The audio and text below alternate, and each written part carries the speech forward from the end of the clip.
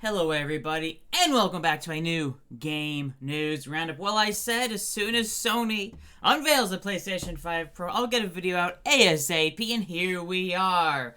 It's been about 30-40 minutes since they officially unveiled the PS5 Pro, but let's get into it immediately.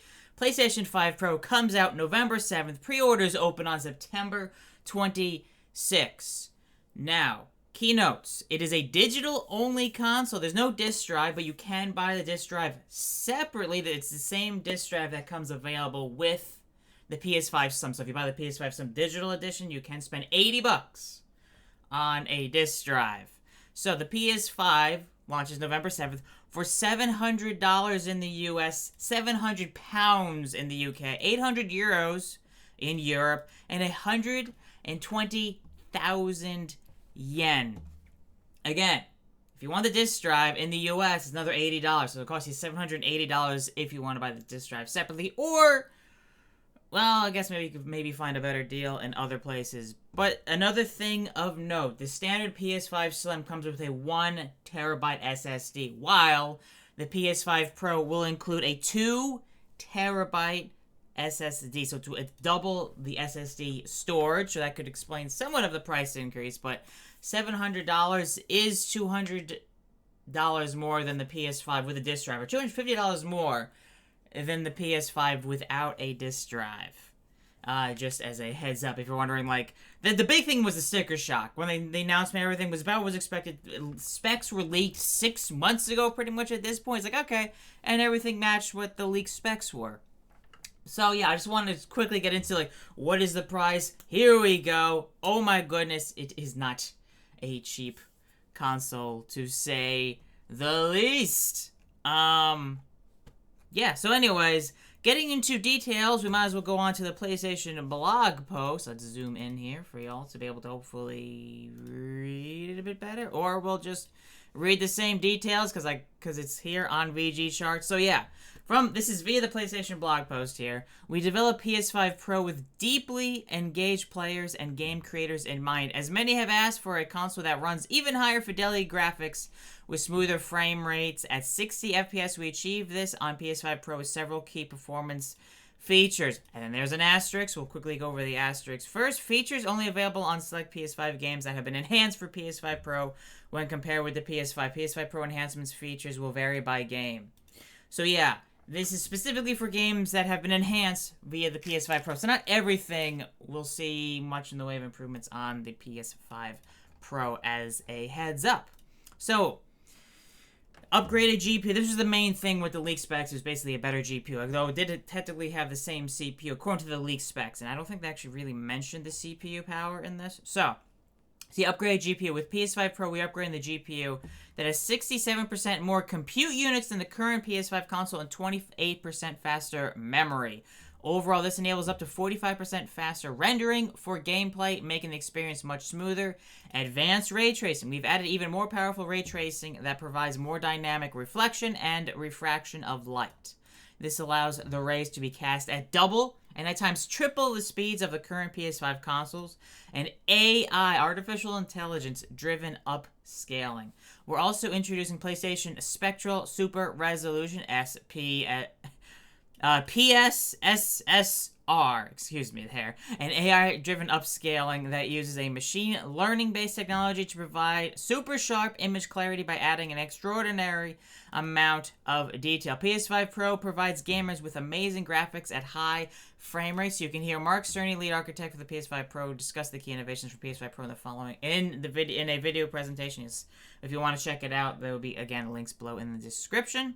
This presentation provides a deep dive. They basically showcase games on the PS5 versus the PS5 Pro, showing the improvements between the two. Other enhancements include PS5 Pro Game Boost, which can apply to more than 8,500 backward compatible PS4 games playable on PS5 Pro. This feature may stabilize or improve the performance of supported PS4 and PS5 games. So yeah, I believe the Xbox Series X and S has something called FPS Boost. This is similar to that. Basically, taking backwards compatible games and making them automatically run better on the PS5 Pro. So yeah, stabilize or improve performance of supported PS4 and PS5 games. But of course, supported meaning over 8,500 backwards compatible games on PS4. We'll hopefully see some more improvements on the PS5 Pro. PS5 Pro will also launch with the latest wireless technology, Wi-Fi 7 in territories supporting this standard. Variable refresh rate, VRR, and 8K gaming are also supported. So if you're one of 10 people that own an 8K, I really have no idea. The 8K, a lot of people haven't even upgraded to 4K yet. So yeah, 8K is niche, but obviously as time goes on, more and more people will start getting 8K, and it takes time. Like 4K took a while. Heck, it took 1080p a while before that became a real standard. Going from freaking CRT TVs, the box TVs, those huge box TVs, to to flat screen high definition 720p and 1080p. Took many years for all these transitions to happen, or you could say from VHS to DVD, DVD to Blu-ray, and now basically streaming is the main way people watch their movies and TV shows. Anyways, continuing from the PlayStation blog post, it's humbling to see how game creators have embraced the latest technology from PS5 Pro, and several games will be patched with free software updates for gamers to take advantage of PS5 Pro features. These games can be identified with a PS5 Pro enhanced label within their title. Some games you can look forward to include blockbuster hits from PlayStation Studios and third-party partners. These are games that are confirmed to have some improvements on the PS5 Pro. Alan Wake 2, Assassin's Creed Shadows, Demon's Souls, Dragon's Dogma 2, Final Fantasy VII Rebirth, Gran Turismo 7, Hogwarts Legacy, Horizon Forbidden West, Spider-Man 2, Ratchet & Clank Rift Apart, The Crew Motorfest, The First Descendant, The Last of Us Part 2 Remastered, and more. These are confirmed games that will be taking advantage of the PS5 Pro specs. We kept the look of the PS5 Pro consistent with the overall PS5 family of products. So yeah, the leaked specs of having more stripes versus the PS5, yeah, that's pretty accurate, to say the least, right there. Otherwise, yeah, it's pretty much the exact same look as the standard PS5. You'll notice the height is the same as the original PS5, and the width is the same size as the current PS5 model to accommodate high performance specs. Players can add an Ultra HD Blu-ray disc drive or swap out the console covers when they become available. PS5 Pro fits perfectly with the PS5 family of products and is compatible with PS5 accessories currently available, including PlayStation VR 2, PlayStation Portal, DualSense Edge, Access Controller, Pulse Elite, and Pulse Explorer. The user interface and network service will also remain the same as on the PS5.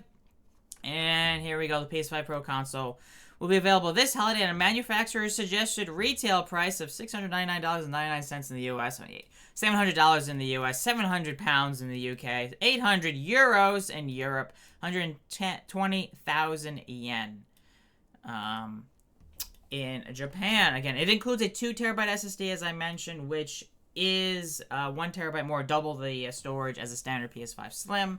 A DualSense wireless controller, so a standard controller, and a copy of Astro's Playroom pre-installed in every PS5 Pro purchase. I think Astro's Playroom is already available in all PlayStation 5s anyway. As it is, feel free to correct me if I'm wrong on that. And yeah, PS5 Pro is available as a discless console with the option to purchase the currently available disc drive for PS5 separately, which I'm fairly certain is $80 in the US. So yeah, and the PS5 Pro will launch on November 7th at participating retailers and directly from PlayStation at direct.playstation.com. And pre-orders will begin on September 26th. Our PS5 journey would not be possible without the millions of players that have supported us through the years and have shared us with their love of gaming. Whichever console option players choose, whether it's PS5 or PS5 Pro, we wish to bring everyone the best gaming experience that fits their needs. So yeah, they did release here... Excuse me as I lower that volume there. A quick little teaser here of the PS5 Pro. I thought we'd quickly go over that. So yeah, the next leap in gaming console. Yeah, this was during their presentation earlier. So, actually, just in case that is copyright music, we'll keep that muted. But yeah, enhanced with... Wait for it. Wait for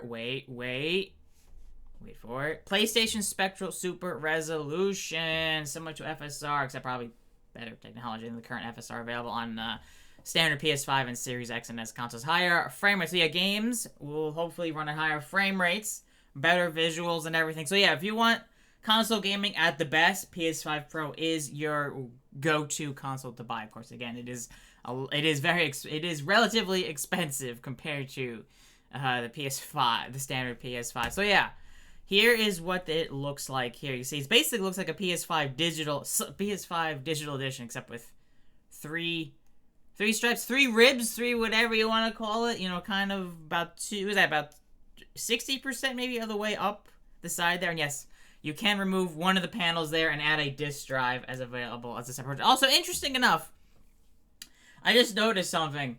A big of note: vertical stand sold separately. So if you want your PS5 Pro vertical, it doesn't even come with the stand. You got to pay however much the stand is. I don't think it was like maybe 20 or 30 bucks, something like that for the stand.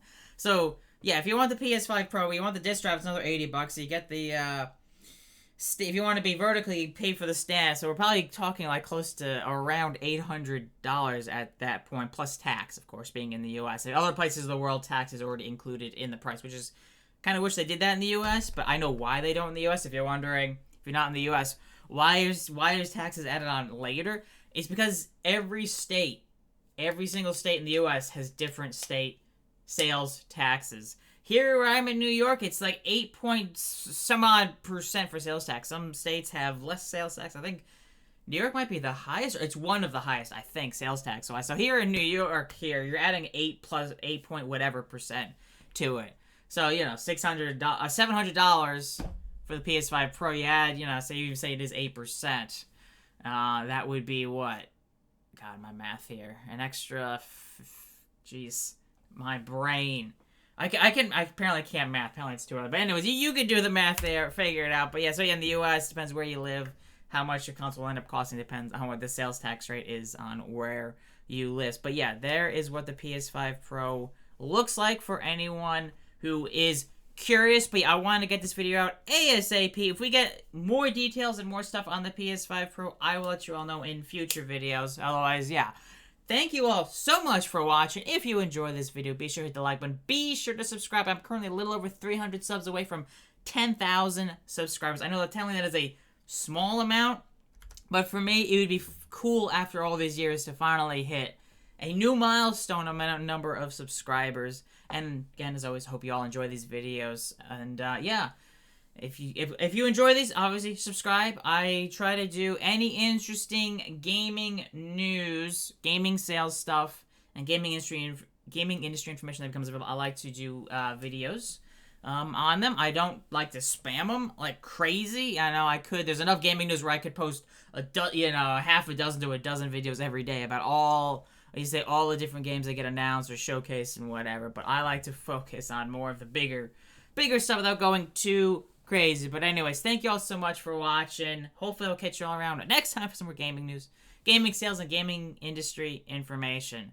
I'll see you all next time.